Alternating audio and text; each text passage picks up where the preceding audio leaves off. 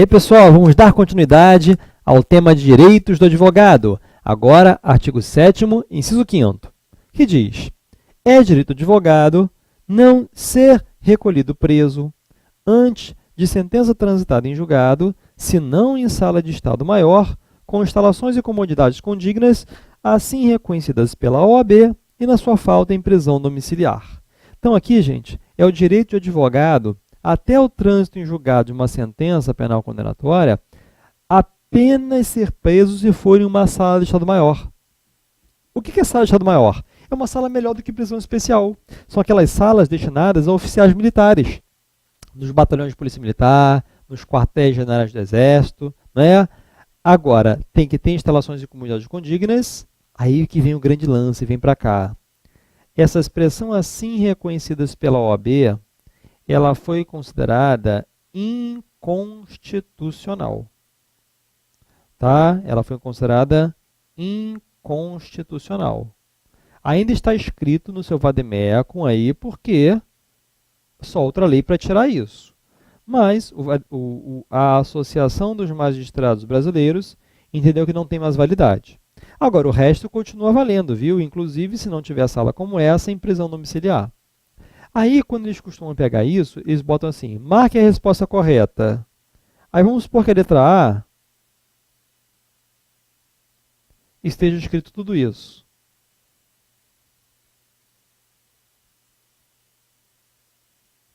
Se a letra A for essa, você não vai marcar como correta não, porque você sabe que esse trecho aqui, ó, não tem mais validade. Tá vendo? É com isso que você tem que prestar atenção. 6. É direito do advogado ingressar livremente a. nas salas de sessões dos tribunais, mesmo além dos cancelos que separam a parte reservada aos magistrados. Isso aí também caiu recentemente, né? Está sempre se repetindo. O advogado tem o direito de ingressar livremente nas salas e dependências de audiências, secretarias, cartórios, ofícios de justiça, serviços notariais de registro e, no caso de delegacias e prisões, mesmo fora da hora de expediente, independentemente da presença de seus titulares. C. Se cair isso aqui é a letra da lei, tá, gente? Em qualquer edifício ou recinto em que funcione repartição judicial ou... Olha lá, em qualquer edifício ou recinto em que funcione repartição judicial ou outro serviço público, onde o advogado deva praticar ato ou colher prova ou informação útil ao exercício da atividade profissional, dentro do expediente ou fora dele, e ser atendido desde que se ache presente qualquer servidor ou empregado. Então, se cair isso aí, letra da lei. Depois, letra D. Muita atenção nesse daqui, gente. Muita atenção para a letra D, porque, olha só, tem muitas coisas que o estagiário pode fazer sozinho, que o advogado pode fazer sem procuração. Tem muitas coisas que o advogado pode fazer sem procuração. Visitar cliente preso, tirar a cópia de inquérito policial, desde que não esteja sob sigilo, e nós vamos falar sobre a sigilosidade do inquérito, e a sigilosidade do inquérito dada pelo juiz, tá? Mas aqui, o advogado, para fazer o que nós vamos ver, ele tem que ter procuração. E muito mais, essa procuração tem que ter poderes especiais. Porque nós sabemos que uma procuração passada por advogado pode ter poderes gerais, que são aqueles poderes básicos para ele fazer tudo, desde a discussão de uma causa até os recursos em última instância, e o advogado também pode ter procuração com poderes especiais. Quando a lei exigir, eles devem constar lá. Por exemplo, no Código de Processo Civil, tem um artigo que diz lá: a procuração para o foro em geral habilita o advogado a praticar todos os atos do processo, salvo para acordar, discordar, transigir, reconhecer direito sobre sua fundação, enfim, receber citação inicial, tem que ter poderes especiais. E para isso aqui também, ó, ingressar livremente em qualquer assembleia ou reunião de que participe ou possa participar o seu cliente, ou perante a qual este deva comparecer, desde que munido de poderes especiais. Tá legal? É isso aí. 7.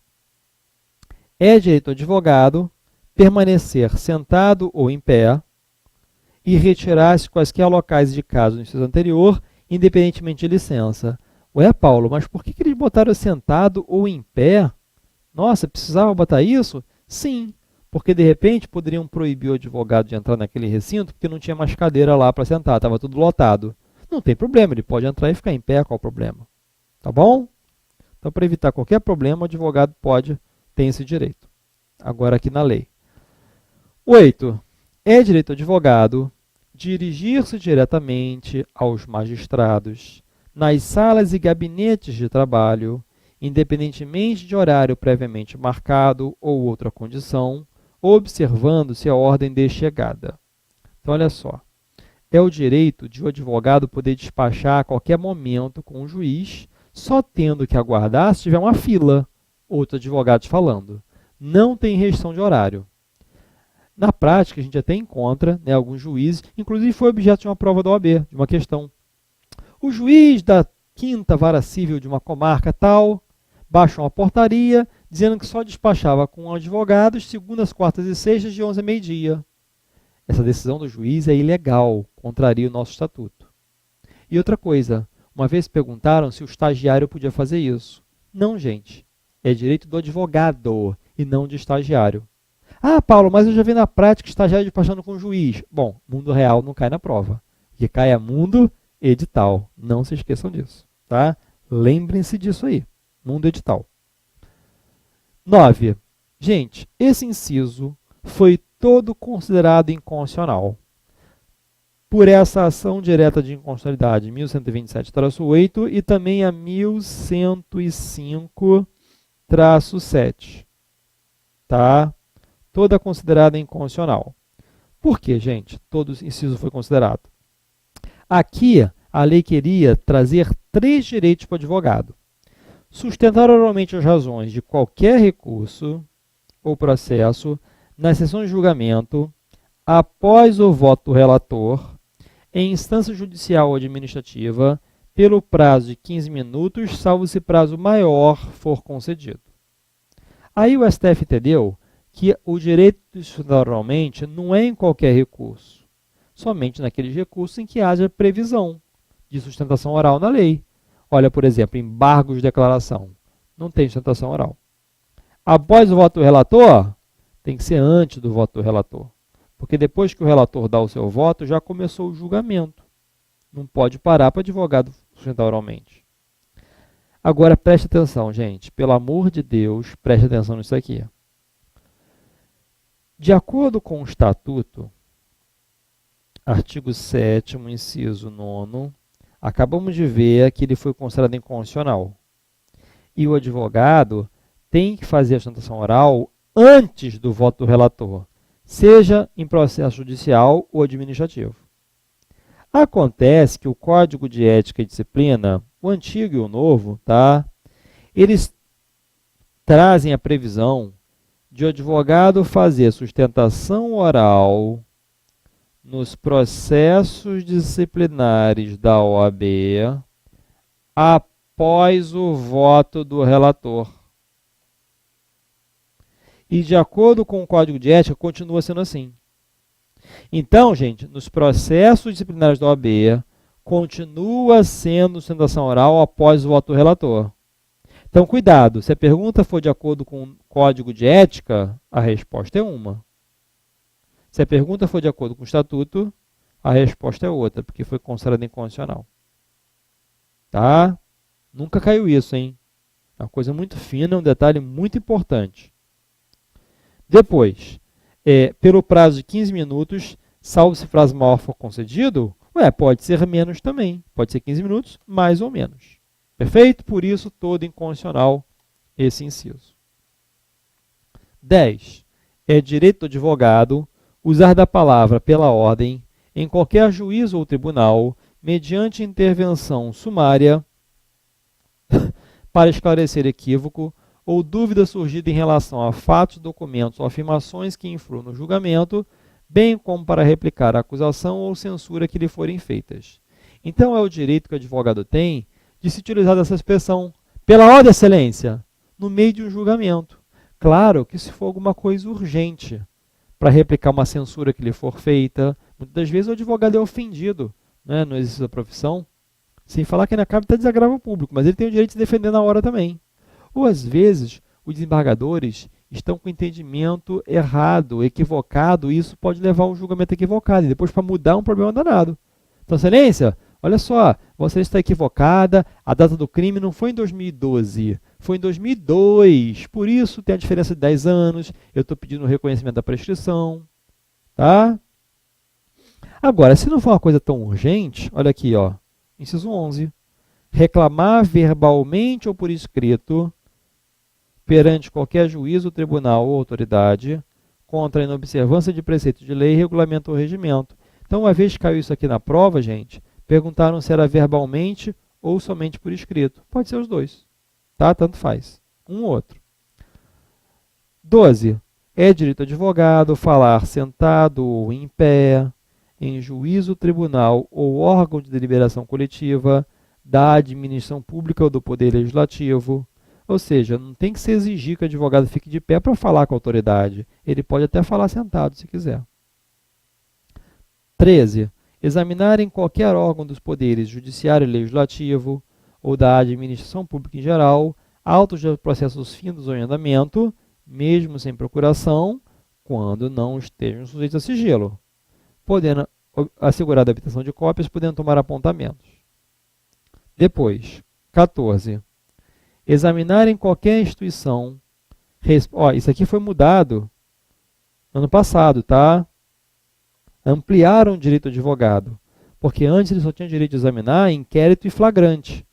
Agora é qualquer investigação, até aquela investigação do Ministério Público. Então é direito do advogado examinar em qualquer instituição responsável por conduzir investigação, mesmo sem procuração, autos de flagrante e de investigações de qualquer natureza, findos ou em andamento, ainda que conclusos a autoridade, podendo copiar peças e tomar apontamentos em meio físico ou digital. Esse aqui caiu na última prova, hein? Tá? Eu posso tirar a cópia Xerox, né, aquela cópia reprográfica tradicional, física, ou tirar a cópia, né, pelo celular, scanner portátil. Agora, olha só, gente. Esse direito não poderá... Aliás, vejam os parágrafos 10, 11 e 12. Nos autos sujeitos a sigilo, deve o advogado apresentar procuração para o exercício dos direitos de que trata o inciso 14. Esse aqui também já caiu. Olha só, gente. Uma das características do inquérito policial, e eu também dou aula de processo penal, tá? Enfim, gente, uma das características do inquérito policial é a sigilosidade. Sendo que a sigilosidade ela não alcança advogado, juiz e membro do Ministério Público. Isso quer dizer, gente, essa sigilosidade, que qualquer um do povo não pode ir lá e ficar vendo inquérito e acompanhando depoimentos na delegacia, tá? Mas eu já disse, para o advogado isso não existe. Qualquer advogado pode tirar cópia e ter acesso a qualquer inquérito. Só que, às vezes, durante esse inquérito policial, o delegado, por exemplo, representa por uma interceptação telefônica, e aí isso vai para o juiz autoriza a interceptação telefônica. E quando o inquérito é devolvido para a delegacia, já devolve com esse despacho do juiz de sigilosidade. Vejam que agora a sigilosidade vai alcançar os advogados. E para ter acesso, somente com procuração o advogado poderá ter. Tá vendo? São dois patamares aí de sigilosidade. Tá bom? Dois tipos. Parágrafo 11. No caso previsto no inciso 14, a autoridade competente poderá delimitar o acesso do advogado aos elementos de prova relacionados a diligências em andamento e ainda não documentados nos autos, quando houver risco de comprometimento da eficiência, da eficácia e da finalidade das diligências. Gente, isso é muito parecido com a súmula vinculante 14, que já caiu em ética na prova da OAB. Tá? Uma vez pediram essa súmula aqui nas nossas questões. E olha só aqui uma coisa, preste atenção. Enquanto a diligência não ter sido feita, não tiver sido concluída, é claro que o delegado não vai falar isso para o advogado. Imagina, o delegado virar para o advogado e falar, olha só, pedi a interceptação telefônica lá do seu cliente, o advogado vai virar para o cliente e falar, não fala mais nada pelo telefone, tá? Porque realmente vão fazer a interceptação aí. Tá legal? Maravilha? Vem para cá, minha gente. Parágrafo 12. a inobservância aos direitos estabelecidos no inciso 14, ou então o fornecimento incompleto de autos, ou o fornecimento de autos em que houve a retirada de peças já incluídas no caderno investigativo, implicará a responsabilização criminal e funcional por abuso de autoridade do responsável que impedir o acesso do advogado com o intuito de prejudicar o exercício da defesa, sem prejuízo do direito subjetivo do advogado de requerer acesso aos autos ao juiz competente. Tá? Isso também caiu na prova aí, na última. Olha só, minha gente, preste atenção aqui numa coisa. Tem muitas vezes, já acontece na prática, que o advogado fica sabendo da causa que ele trabalha pela imprensa. Porque ele vai na delegacia, o delegado, não teve nada de novidade, não, olha aqui o inquérito, só que o delegado tirou as folhas das novidades, os depoimentos novos. Né? E aí, às vezes, o jornalista sabe antes do advogado, já aconteceu isso já. Né? Muito comum isso acontecer. Tá? Se isso acontecer agora, a lei botou, gente, abuso de autoridade. Né? Se isso se repetir, sempre que isso acontecer, né, melhor dizendo, abuso de autoridade. Tá? Continuando, inciso 15. Olha, vem para a tela. Os incisos 15 e 16, nós vamos ler de uma vez, porque depois nós vamos ter que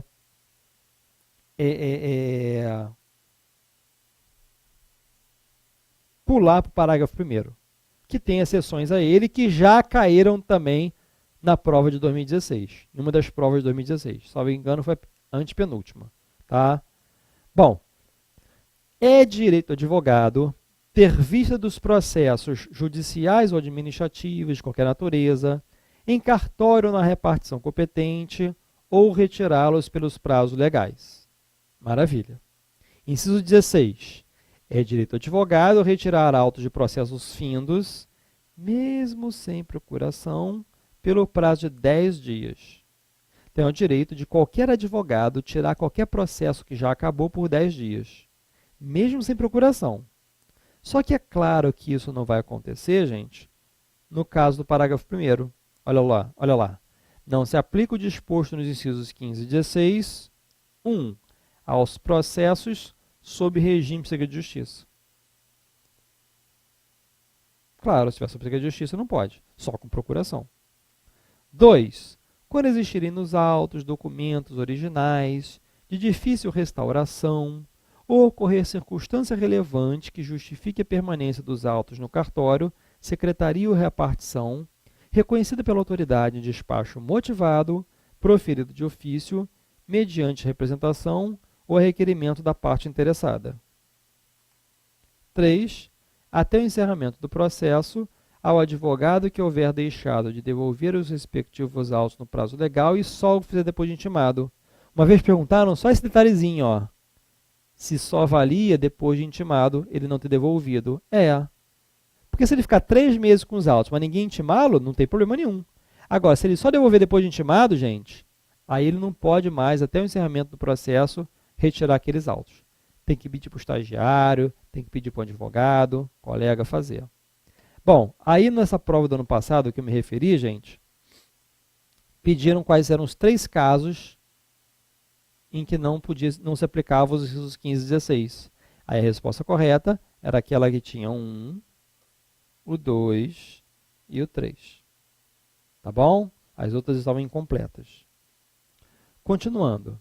É direito do advogado ser publicamente desagravado quando ofendido no exercício da profissão ou em razão dela. Tá legal? Olha só, minha gente. Preste atenção aqui. Vem para cá. Vamos falar sobre o desagravo público.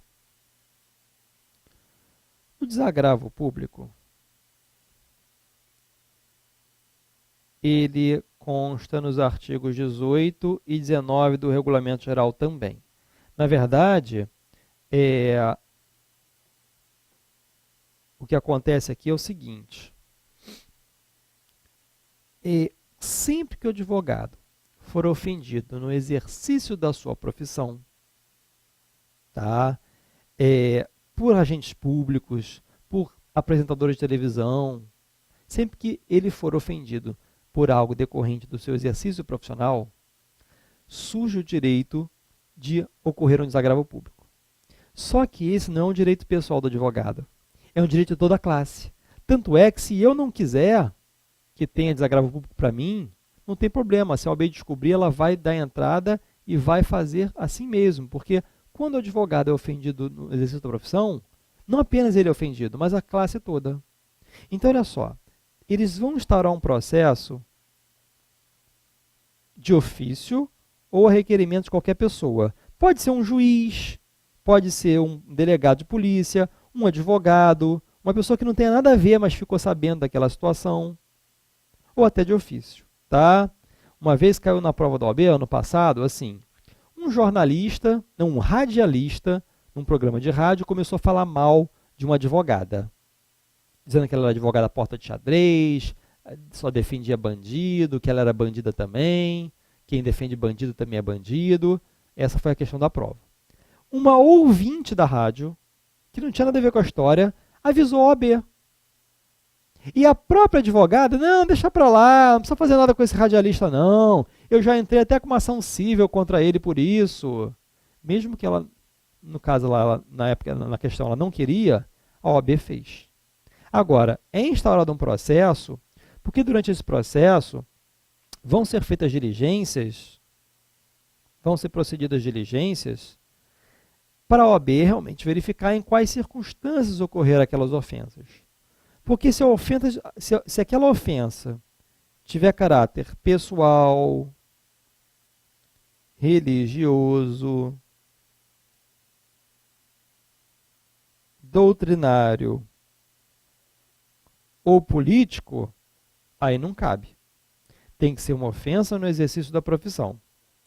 E agora no decorrer desse processo aqui para apurar, o ofensor, ou seja, quem ofendeu o advogado, juiz, promotor, delegado, radialista, tem direito de se defender. Mas se não quiser se defender, não tem problema não, viu? Porque a OAB vai apurar os fatos assim mesmo. E se ela entender que cabe desagravo público, no que consiste esse desagravo? Vai ser marcada uma sessão, uma data, e a OAB vai dar a maior divulgação a isso, para que o maior número de advogados e estagiários compareçam. Vocês percebam que, às vezes, a OAB até panfleta na rua para chamar advogados para irem lá no dia do desagravo. Agora, olha só, gente, advogado não pode panfletar na rua para fazer propaganda do seu serviço, não, tá? Mas a OAB pode panfletar para ter mais pessoas, mais participantes no desagravo público. Agora, no que consiste esse desagravo público? O presidente da OAB vai ler uma nota, o presidente da OAB, vamos ver de qual órgão, tá, já, vai ler uma nota do tipo: nós da OAB não vamos deixar isso acontecer, que isso é um absurdo, porque o advogado foi ofendido no exercício da profissão e não tem hierarquia nenhuma entre advogados, juízes e membros do Ministério Público. Como é que pode o promotor tal ter ofendido o juiz, o advogado, ou como pode o juiz tal ter ofendido o advogado, o delegado, seja lá o que for.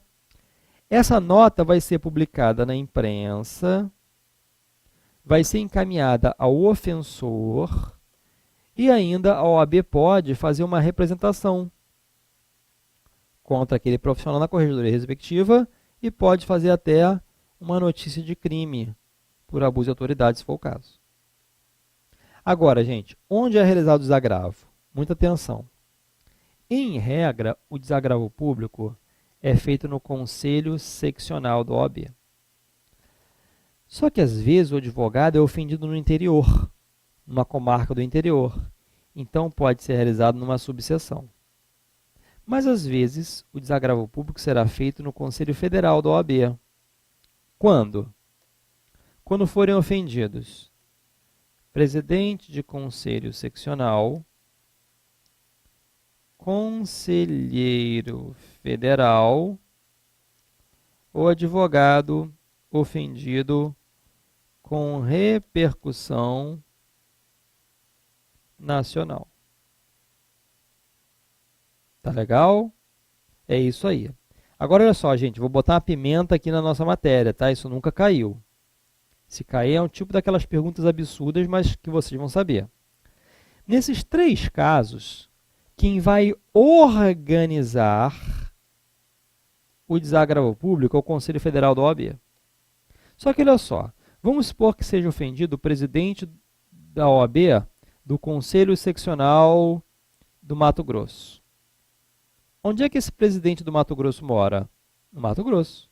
Então, o desagravo vai ser realizado em Mato Grosso, mas quem vai organizar é o Conselho Federal. Certo? Muito bem. Vamos supor que um advogado do Mato Grosso seja ofendido e aquilo tome uma repercussão nacional. Onde é que esse advogado do Mato Grosso mora? Em Mato Grosso.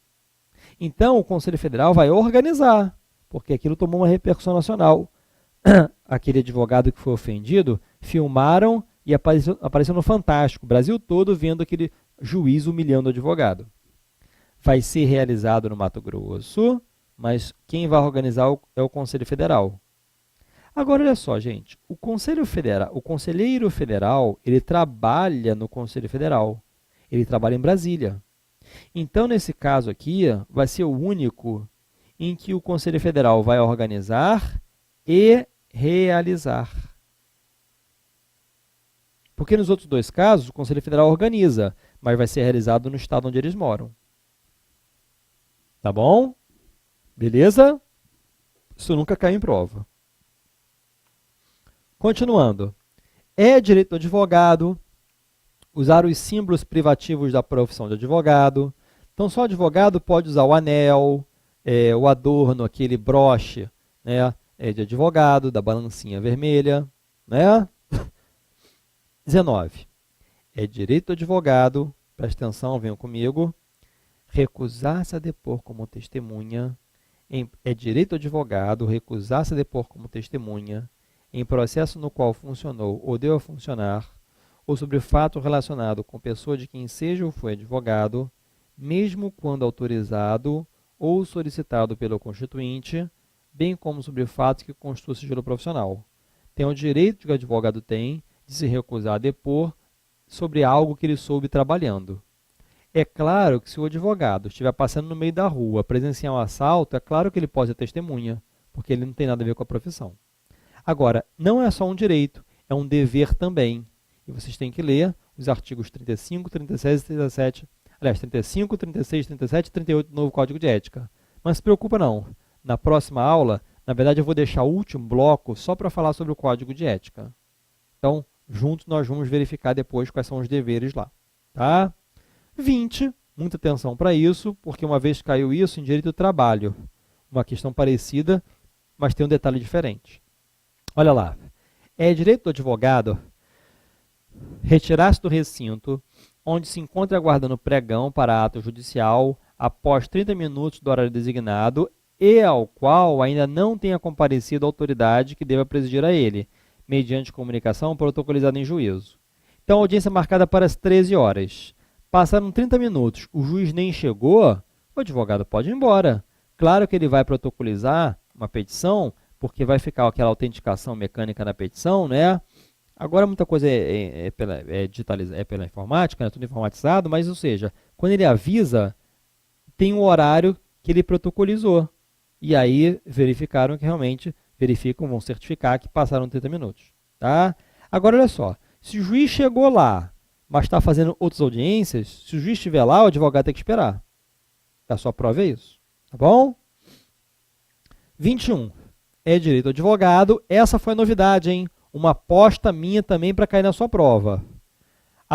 É direito do advogado assistir a seus clientes investigados durante a apuração de infrações sob pena de nulidade absoluta, cuidado com isso, não é relativa, é absoluta, do respectivo interrogatório ou depoimento e, subsequentemente, todos os elementos investigatórios e probatórios dele decorrentes ou derivados, direto ou indiretamente, podendo, inclusive, no curso da respectiva apuração, apresentar razões e quesitos.